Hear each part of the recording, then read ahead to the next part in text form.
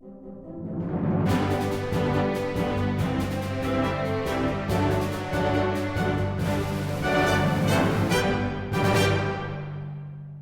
this is Bob Colbert, the head football coach at St. Vincent College. I want to give you a wrap-up of our first game of the season against Bridgewater College, and I want to talk to you a little bit about our upcoming opponent, Fairleigh Dickinson from Florham, New Jersey. We traveled down to Bridgewater, Virginia last Saturday to play Bridgewater College. Bridgewater College is a team in the Old Dominion Athletic Conference. It's a team that is usually in running for the championship of that league. They were an 8-2 ball club last year. We played a heck of a ball game last Saturday. It was a very hot day down there. The temperature was in the 90s, very humid, so it was something that we had to get used to going down south and playing. But the Bearcats dominated every statistic that was important except two statistics. We had 2 turnovers, which cost us some points, and we didn't win the ball game. We lost the ball game 20-17. It was the first game in St. Vincent history that went into overtime. On offense, we were led by Mike Kale. Mike Kale, our tailback, rushed for over 100 yards for the 4th consecutive game, going back to the last 3 games of last year.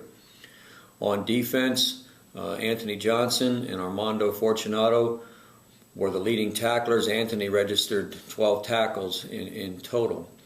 Again, offensively, we dominated the statistics. We had more first downs, we had more time in possession, we had more running yards, we had more passing yards.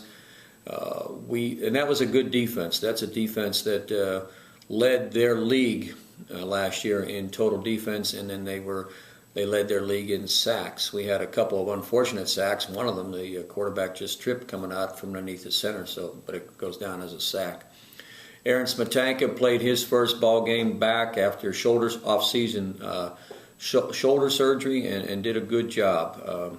He was 18 of 28 and had 198 yards, and that's a good day for him coming back off of that surgery.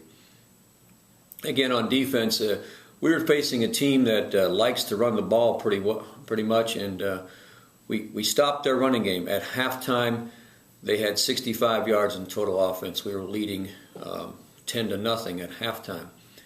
Going into the fourth quarter, at the 11-minute mark of the fourth quarter, we went ahead after a 17-play drive. We went ahead 17-3, and we thought we were in control. Maybe that was our problem. We thought we were in control, but Bridgewater, to their credit, came back. They scored a couple of touchdowns late to tie the game with about 2 minutes left in the game.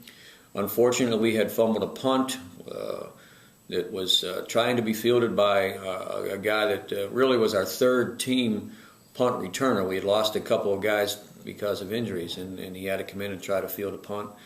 He muffed the punt, and it resulted in a field goal attempt that Bridgewater went ahead and scored some points off of that turnover.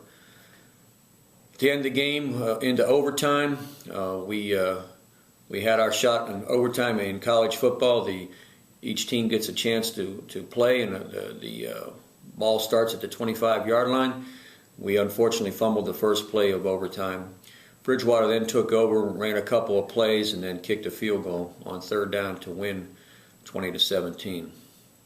It was a costly game for us. We lost a couple of key players. Chase Ginyard went out with an injury early in the second quarter after making a big catch, and he is probably done for the year. Danny Warkowski, who had a spectacular interception for us on defense, went down with an injury, and he's going to be lost for a couple of weeks. So it was kind of a hard game for us physically. We lost a couple of key players. The thing that our players have to realize is when you get up 17-3 in the fourth quarter, you've got to hold on to that lead, and we're going to work hard and try to establish that mentality that they hold on to those types of leads. All in all, though, it was a good effort against a good team. Bridgewater is going to be in the running for their championship this year, the championship of their league, and our guys are not happy that, a lot of people are saying good game, good game. They're not happy with that. They know that we probably let one slip away there. This week we're playing Fairleigh Dickinson College out of Florham, New Jersey. We have a 2-year agreement with their league to play. Last year we went out there and played Fairleigh Dickinson. Again, it was one of those types of ball games. It was we fell behind. We came back. We had the ball in our possession. We were down by 5 points. We had the ball in our possession at the end of the game, and they actually intercepted a ball that was thrown into the end zone to cinch the win. This will be their first ball game. They have not played yet. Their league starts a week later, so they're coming over here to visit us, and it'll be their first ball game. So I feel like our kids have a little bit of an advantage in terms of we've been through the fire already in terms of game preparation and the game speed that goes along with playing a game. Our kids are coming off a tough loss, though, and they have to rebound. They have to find a way to get rid of the memories of a bad experience on last Saturday and a tough loss, because I really believe that they laid it out on the line, and they were physically and mentally exhausted after that ball game. So they've got to find a way to gather themselves and regroup and find a way to play a team that is dangerous, has some pretty good individual players that can make big plays for them. I want to encourage you to come out and see the Bearcats play their first home game. Again, it's a great Division III atmosphere here at St. Vincent, and I'm looking forward to our first ball game here at home.